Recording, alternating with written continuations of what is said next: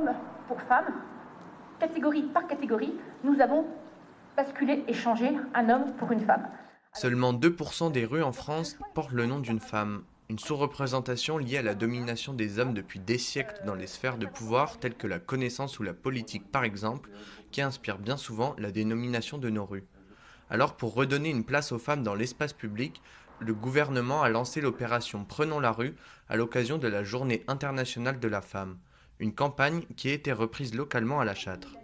L'action que nous menons aujourd'hui à La Châtre, c'est une action symbolique dans le cadre de la Journée des droits des femmes, qui est célébrée en France depuis 39 ans et qui a été initiée par l'Organisation des Nations Unies en 1977.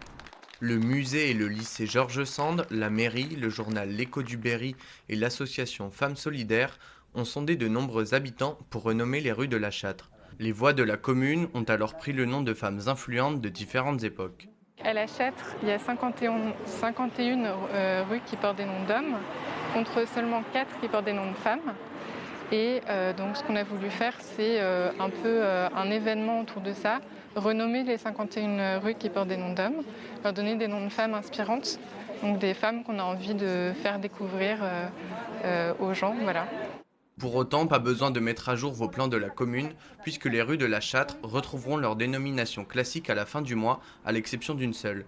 En effet, la cour de l'hôtel des Vilaines a officiellement été renommée cour Jenny de Vasson lundi dernier.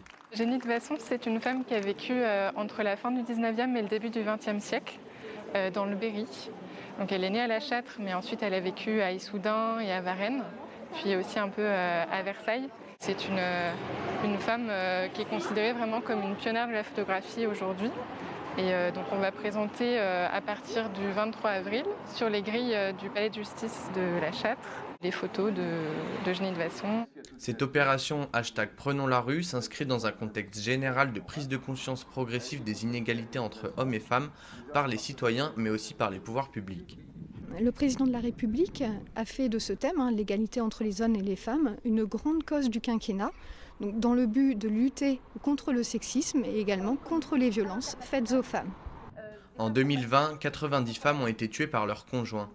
Si ce nombre reste encore trop élevé, il est en baisse par rapport à l'année 2019 où l'on avait recensé 146 féminicides.